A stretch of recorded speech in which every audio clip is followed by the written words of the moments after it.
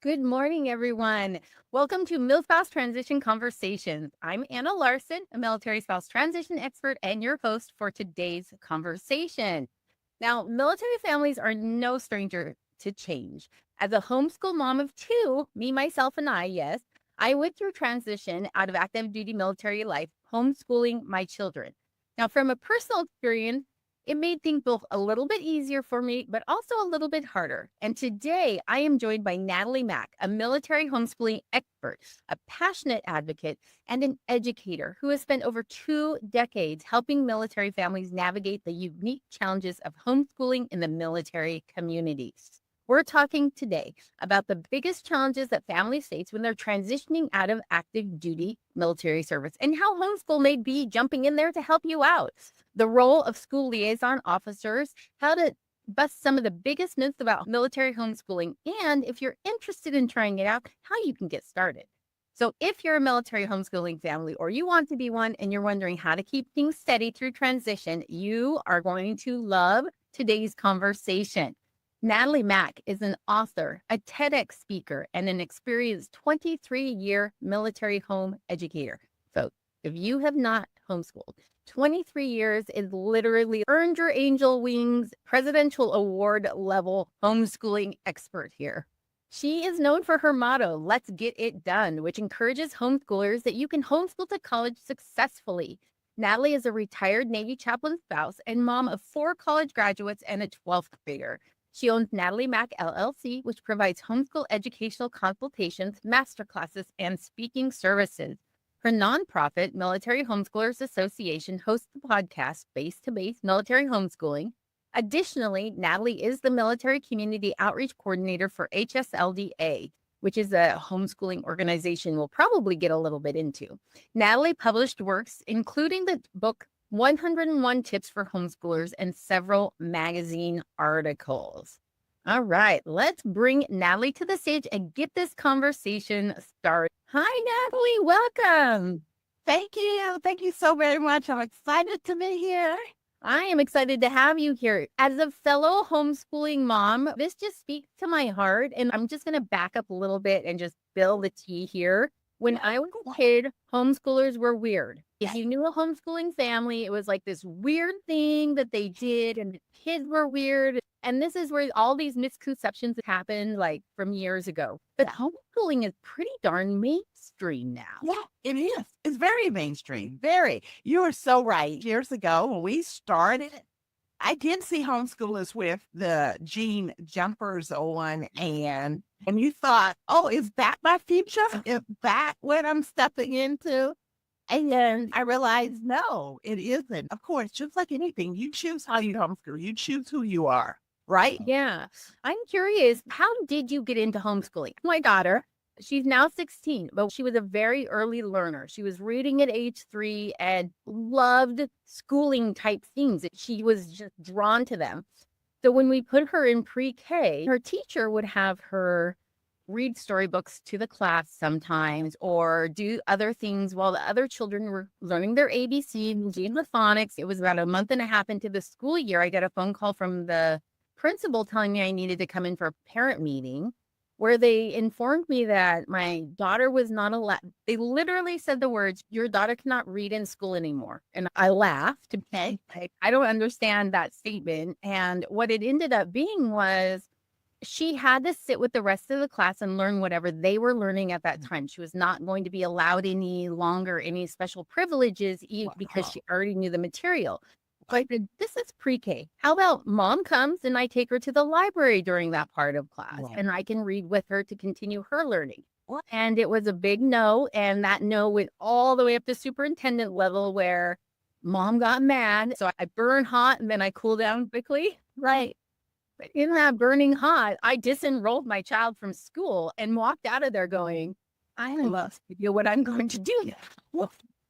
And we started homeschooling. I love it. I hear similar stories and I am here for it. I tell people I'm very pro homeschooling. I'm not anti-public school. I do believe that not everybody can homeschool for different reasons, and nor should they probably. But For those who are like, oh, I'm taking back the education of my child because such as the story that you just shared, why not as parents? That's one of our main responsibilities. And you had a child you were told she couldn't read in school. Where else do you read? One of the main places that children read. And that's the trouble is that, and that's a challenge when they're in this box, which they are for reasons. I get it. Teachers are assigned to a grade and there's a curriculum, there's a scope and sequence for that grade. I get it. They have to do that. What about these kids who need more, like your daughter, right? Who's answering, who's helping them? And if she was going to be told that she couldn't do something that she dearly loved and was clearly beyond her class. Shout out to you. I love it. 16 years ago. Go ye. It was a very red hot fury moment decision that I threw out there, but I really did walk away from that meeting going, I have put myself in a box I don't know how to get out of. I was public schooled. I had every intention of putting my kids in public school. It was interesting though, and I'm jumping around a little bit here, but I think what's interesting is that once we started homeschooling, I realized how much better that actually fit my family's lifestyle. Oh. How much more we were able to do and experience as a military family because we homeschooled. Exactly. And okay, let's start with you. Tell me about your homeschooling experience. And specifically, I would love to know how you started the Military Homeschoolers Association. I guess I'll go back. And I know when you read my bio, you mentioned the TEDx. So I'm going to give a brief synopsis. But if anyone's listening wants to know more, check the TEDx out. It's at like 32, almost 33,000 views, and it's been under 2 years. And it's on YouTube. So we'll drop it in the show notes so everybody can access it. Our story has resonated. And it was literally about what we saw our family needed more of. I was employed as a licensed therapist in private practice at the time. We had 3 children. We were living in Maryland. We had been prior Army intel officer for about 7 years, got out. Husband wanted to go to seminary. I knew that's what he was called to do. In that in between, before we came back in the Navy, was this time period, which was right before 9/11. So we go back a while. And I had been meeting homeschoolers. Now, our 2 school-age children out of the 3 that we had at the time, we ended up with 5. But back then we had 3. Those 2 were in a private Montessori school. The youngest, the third, was a preschooler. And life was pretty good. I thought so. I was very involved as much as I could be at the Montessori school. But I started to feel like we didn't have enough time with our children. And because by the time I finished working and picked up, and we got dinner on and whatever homework Montessori school kids at that age have, which is minimal. It was bedtime. And then the weekend was activities, dance, and all the things. And I felt, gosh, we don't have enough time with our kids. I really wanted the bond to be there. I really wanted to have the time to impart our values. I really wanted to have the time to learn together. But I was pretty much happy with the Montessori school. And it wasn't until we actually started meeting a lot of homeschoolers and I started to realize, oh, this is what homeschooling is, right? And oh, this looks pretty intriguing and this might work. But I was hesitant to make the decision to really pull them from the school that we dearly loved and that they were really involved in. But we got orders to California and I just really felt we would have to put them in public school there. I wasn't impressed with what I was hearing. It wasn't an environment that I wanted for our children. And I really felt, to be honest, that was a God thing, that it was like, okay, what are you going to do now? And so that's where we realized, okay, we're going to homeschool. And that was the beginning. And then our first duty station as a homeschooling family, as a Navy chaplain family, was Camp Pendleton. So go Marines. Why did I start Military Homeschoolers Association all these years later? Because I realized that through those years of moving from duty station to duty station, I always had a passion for my fellow military homeschoolers. I was always somehow in leadership.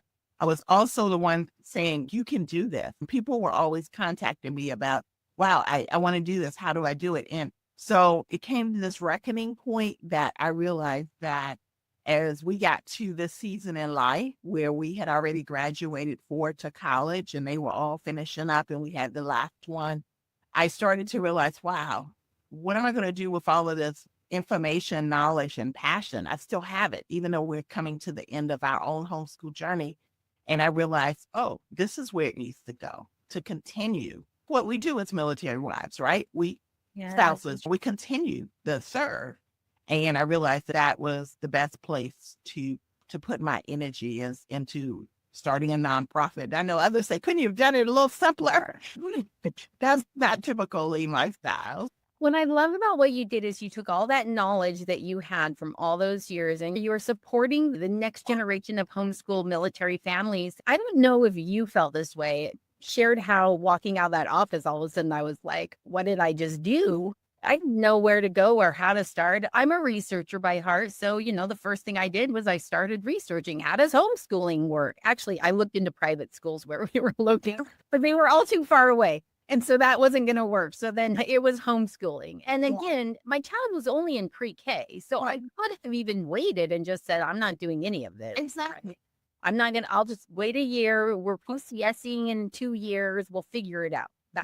But what I realized was very similar to you. I wanted to dig into what my daughter loved in that moment. And I didn't want her to miss out because I do feel like military kids miss out on so many opportunities that when they find something they love, you really want to help them develop that as something to hold on to in those moments of transition and change and constant turmoil and chaos that they sometimes live in. Exactly.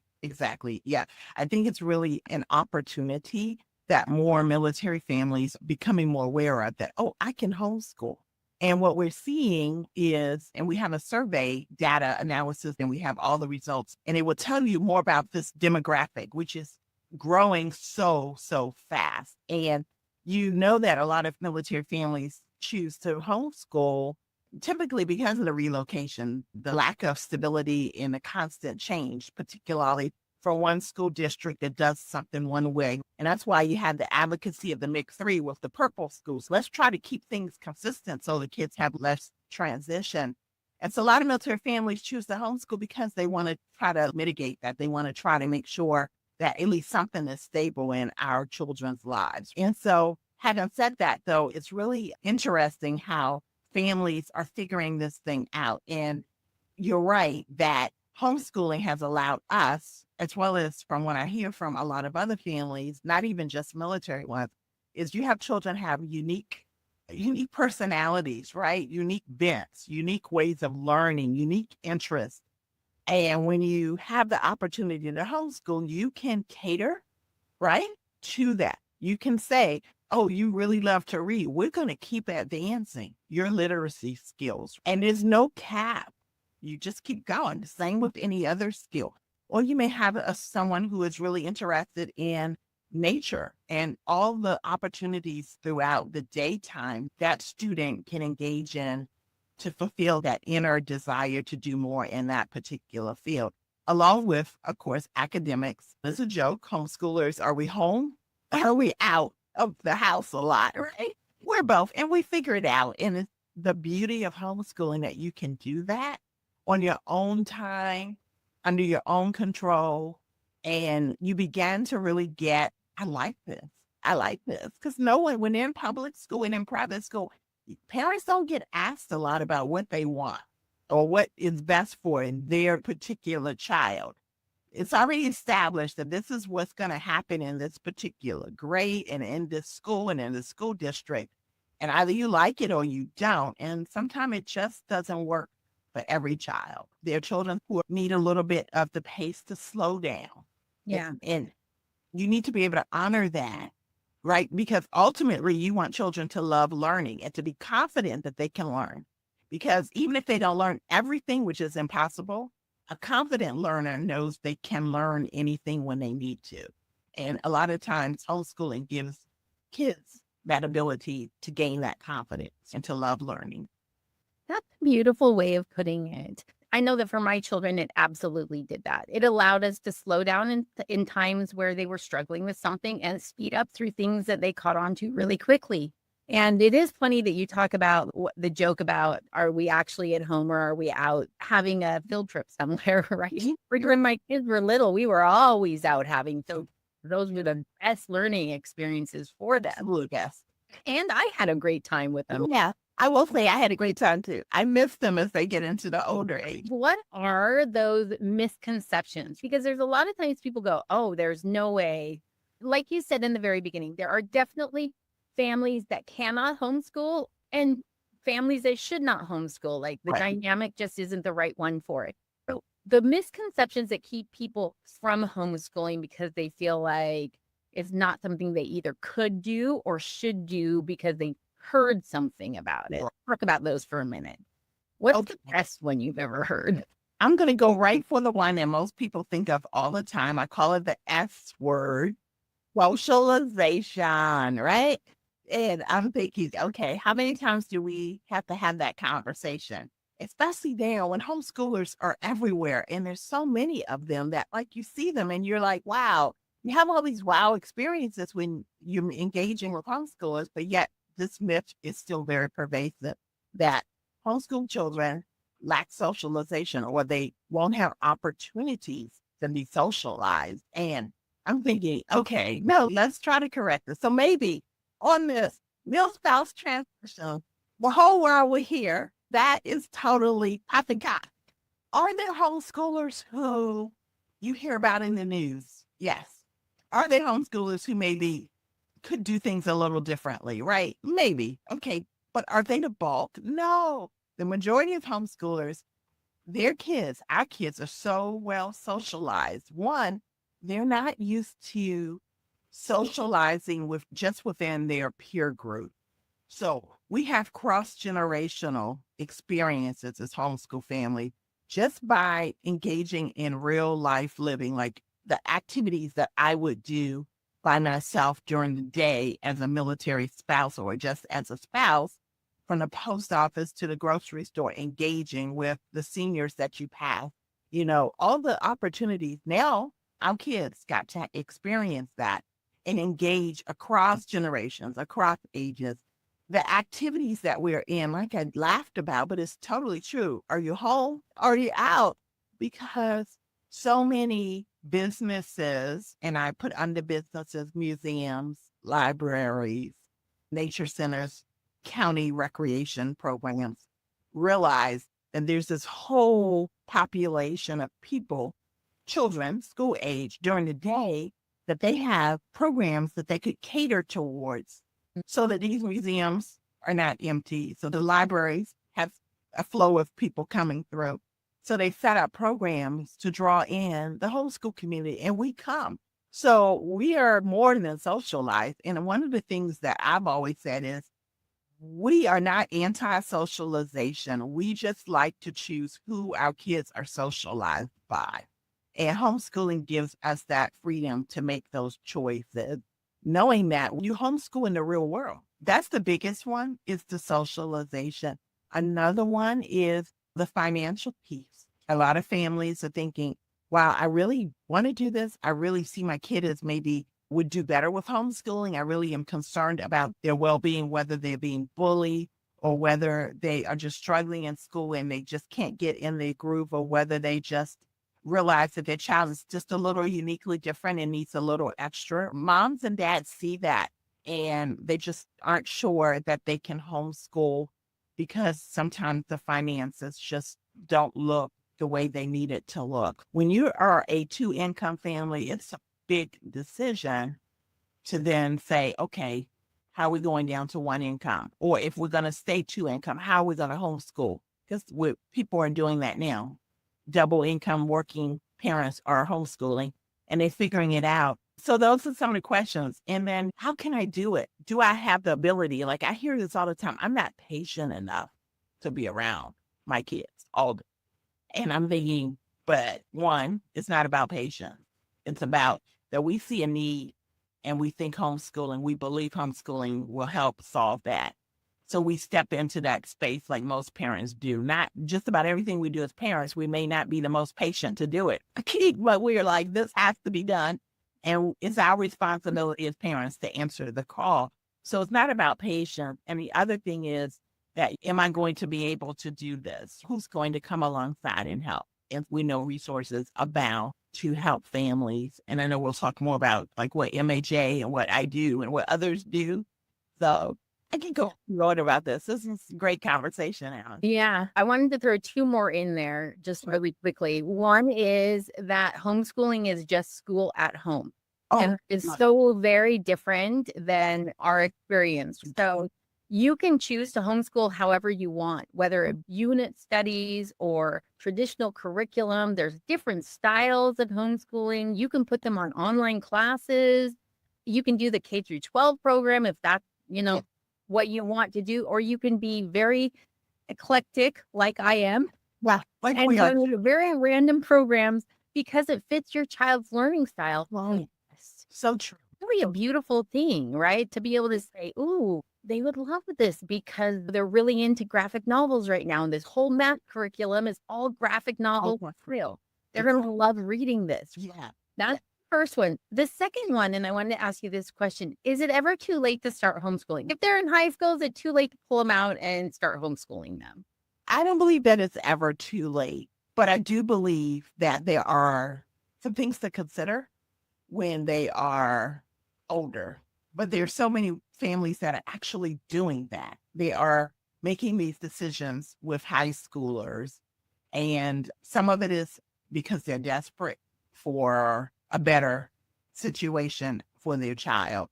And so there are some things to consider with that process, but I don't believe that it's ever too late to make that decision. Natalie, let's jump really quick into families that are transitioning out of active duty military service. We've got these families, and whether they're homeschooling or not, maybe they're looking at it because transition is a massive change. And you can go, it's just like any PCS, right? You've got sometimes months of in between where you're trying to navigate this. Do we keep the kids in school here? Do we transfer them to their new school? Do we move only in the summer? My husband is retiring out and it's effective February 2nd. So how do we do that? Do we just stay here and he doesn't work for 4 months? These are some of those questions I see coming at me because they're so concerned about their children's school. And then you have families separating from each other where one spouse will geobatch for a while because they feel like that's their only option. So let's talk about that transition, the biggest transition challenges that you've seen with homeschooling families and what they're facing and how they're going through that process. Good question. I think one of the biggest that I am aware of, and we just retired 3 years ago after 34 years of service. So I think the biggest one that I am aware of, and which we all know, when you retire, there is a drop in income from active duty. And so if you have been a homeschooling family, military homeschooling family, and you are now on the retired side and that income drop, I am hearing families trying to figure out how can we continue to do this? Because typically what happens in a non-military homeschooling family is a spouse goes to work, right? If the spouse was not already working. Someone goes to work and now you have a total change to make up for that difference in income. So if you're a military homeschooling family, then what does that look like? And I love this conversation because I would love to get ahead of those military homeschoolers who are approaching retirement. What are some of the things that you can think about and be prepared? And I think that's the biggest one, is just having a conversation to realize, oh, this is going to be a drop in income, because there are still active duty families that don't know that either. And so just letting them know it's going to be a drop in income. What can you do in advance to prepare for that? And what type of resources do you need to put in place? What will it look like for your family going through that transition period? Like you said, where oftentimes where you are last stationed isn't where you're going to land for your retirement, right? Yeah. And so what does that look like, and how do we continue? An advantage of homeschooling during this transition is you as parent don't have to worry about what school district, where do we relocate to the school district that has what we're looking for. And you don't have to worry about trying to keep up with all of the changes at the school and getting situated into a new school as well. And so it really actually takes a lot off of your plate, because homeschooling is continuing no matter where you move to. That's not a big consideration anymore. It's just, you just move and the kids are continuing what they were doing wherever they were before. And so I think the importance of having this type of conversation and help families look at what does that actually look like and how can we be successful through the transition. We also retired about 3 years ago. And I remember one of our biggest challenges was our kids wanted to stay where we were because they had a friend set. But our friend set for homeschooling was largely military community kids. And so we stayed put. And then all of a sudden their friends started PCSing. It was the first time we'd had to experience, and it hit me as an adult as well, because all my friends were PCSing too. First time that where we as a family experienced we're staying here, everyone else is going away. And that was that first time we'd ever had to do that, knowing that we were not leaving at some point in the near future, like we always had prior to that. Yeah. So that was one thing that really where homeschooling both helped and hurt a little bit, in the sense that all their homeschooling friends were leaving. But what we ended up doing is really looking for local community-based homeschool co-ops and activities where we could generate a different group of friends and people to socialize with that aren't going anywhere for a long term. And it started to give my kids an opportunity to develop those deep friendships sometimes military kids miss out on. Yes. Yes, that is true. And whether they're homeschooling or not, you hear that complaint or that concern is that how do military children develop those deep friendships? And so I would say just exactly that, because we have experienced that here in the Belvoir community. We knew retirement was coming, just age-wise and everything. And my husband did a GO bachelor his last tour, but we knew it was coming. And so we made the decision to move off post about a year and a half, maybe before, knowing that it's more advisable to go ahead and get a house if that's what you desire before you actually even think of retirement. And so long story short, it allowed us to begin to do just what you said, to begin to make groups and find people in the community that were not going to be moving as much. But we still stay pretty involved. I was in leadership for 8 years for Belvoir Home Educators and 4 years as president. I just stepped down in August. And we got a lot going in those years. Like I was moving and shaking and partnering with the SLOs and CYS.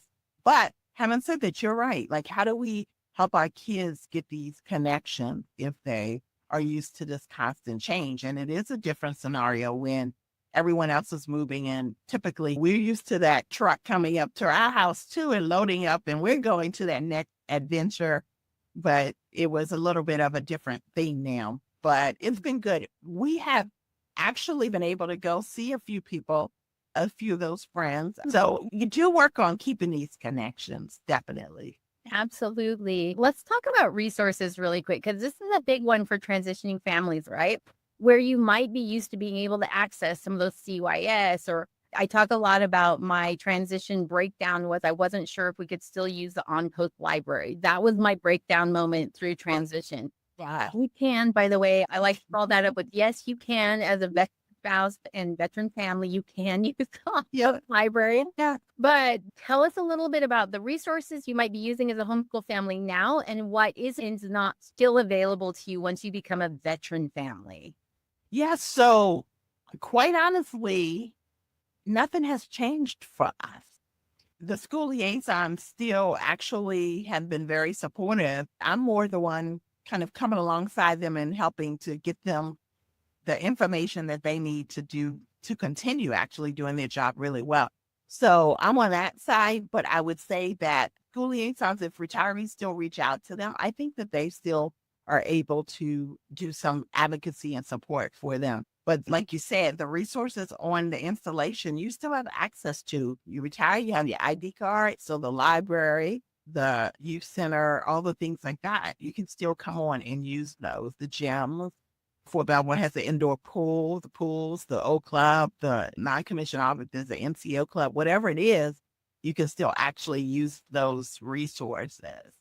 Yeah. So I would just say then, as we're talking to families out there that either are getting ready to transition, if you know you're going to be living near a base of some kind, reach out and check out and make sure that those services are still going to be accessible with a veteran ID card, and what your kids need to be able to access those services. What kind of documentation, paperwork, all that kind of stuff. That's all things that you can do in advance to prepare your family for that transition a little bit better. Because I'll tell you, when you're in the thick of transition and you're wondering if you can still go to the library and it's just replacing the entire world, Yeah, it is a terrible feeling to think I can't go to my favorite place in the world because I'm no longer an active duty military. exactly. Yeah. So do that research earlier. And I realize, like you said, not everyone still lives near a military installation because really critical learning, for example, I think MWR has an online library access. Can you still access that even if you transition and you're veteran, but you're not necessarily a retiree? So there are some differences in that vein. So Yeah. definitely get research. What I would say is that it's like an ending and then a beginning. So you have to redo everything. You have to reset up your accounts with your veteran ID card. Or your veteran spouse ID card. Whatever you had previously, you have to renew it as a veteran transition family. Yeah. That does take a lot of time. And I will say also to keep in mind that you are low on the priority list. That's for services. So the timing and the access can take longer than it might normally have or that you might be used to as an active duty military family. So just thinking about those things as you're moving forward. So really quick, can you tell everyone a little bit more detail? What is an SLO? Who are they and what are they there for? Because if you're looking at getting into homeschooling, this is going to be one of the most important people you're going to want to know about. Yes. So all branches have SLs. They call themselves SLs instead of school liaison officers, but people typically call them SLOs, right? SLOs.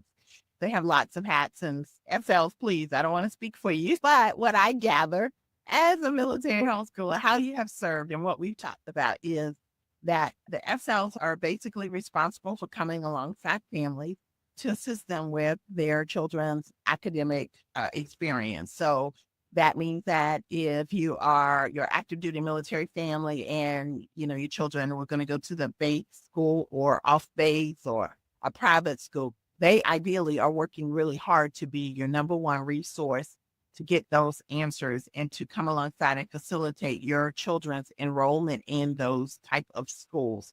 But when it comes to homeschooling, a lot of families don't realize that SLs also serve us as military homeschoolers. And that's one of the things that I've been working really hard in the advocacy is also talking to my fellow military homeschoolers and reminding them and letting them know this person is there for you too, not just for those kids who are not homeschooling. And so the SL is that resource. They ideally are becoming incredibly well-versed in homeschooling. And we're working even more to elevate that knowledge because they, in my experience, they really want to know. They really want to help. They really want to get it right. And they really want to serve the military homeschooling families in a really knowledgeable way. And they don't want to misstep. And so they're really engaging me quite a bit for trainings to just make sure that they are on point with how to best serve and what do they need to know to make that difference. When a military homeschool family calls them or their office, what is the verbiage, right? If they say a co-op or a pod, it's not, what's that? I love the SLs because I really feel and see their heart to learn and to know and to get it right. And it's been a privilege to be able to serve that community. I love that. So I'm actually going to pull up your contact information right now because you are also a fantastic resource for military families that are looking to homeschool or are getting ready to transition and have questions about what they need to be thinking about. Or maybe they have an SL that they're like, I would love to put you in touch with Miss Natalie. Tell people where they can come find you, what the best locations are to track you down, and what kind of conversations you want to have with them. Okay, so real quickly, this is picture here to the right. I know that's not probably what you just asked, but I want to say, because people might say, what is that? That's the Golden Knights. I was honored to be invited by the United States Army Recruiting Command to be a VIP guest at their National Ed Tour. So that was Fort Carson. And because I was a VIP and helping them with homeschooling, that's a whole nother thing. We didn't even talk about the ASVAB and the SEP that I host for homeschoolers and working with youth. But having said that, they honored me with a Golden Knights plaque. So anyway, I was so excited, so honored about that. Okay. The first place you can reach me, gosh, is you can reach me on Facebook as Natalie Mack, Minor. You can find me there. And you can send me a personal friend request. I'm good with that because if you're going to send me a message, I may not see it because there's that other category where messages go to from people that aren't friends of yours. I tell people send me a friend request. I still think I'm under 5,000, so I'm good. And militaryhomeschoolers.org, that's our website. And on there is a PCS homeschool checklist that we have created. It's a free download. It will pop up when you go to the Military Homeschoolers website. And on there, we are curating an abundance of resources. We are beginning to partner with tutor.com. We're partnering with United Through Reading because they got books and homeschoolers love books. We are probably going to do, it's the partnerships. Ronald Reagan Presidential Foundation. First Tech Challenge wants us to host and start a First Tech Lego Challenge, robotic. And so there's an abundance of things that will show up there. And these are resources that we are curating or partnering and collaborating with on behalf of military homeschoolers across all 6 branches. And our board is being built up to work really hard to get that together. The next one is, of course, LinkedIn, that you can reach out to me there. The Military Homeschoolers Association has a Facebook page, so you can find us there on Facebook. I also have a homeschool consultation business that is specifically to help families homeschool well, including NCAA. So if you have a student who wants to play college sports, we had our youngest daughter. So I do trainings and help families with that too. Because that's one reason a lot of families won't homeschool is they have a college-bound athlete. And so there is a process to do that. And then also, what else? The YouTube. Military Homeschoolers Association has a new YouTube channel. Please follow, subscribe, and click on the bell to get notified. But one important thing on there is we have a playlist that is our base to base military homeschooling podcast. And that has launched. And it will be guests that are military homeschoolers at installations all over the world, literally, who will share what is it like to homeschool at Marine Recruiting Depot, San Diego? What is it like to homeschool at Hickam Air Force Base? What is it like to homeschool here at Fort Belvoir? What is it like to homeschool at Fort Moore or Fort Liberty?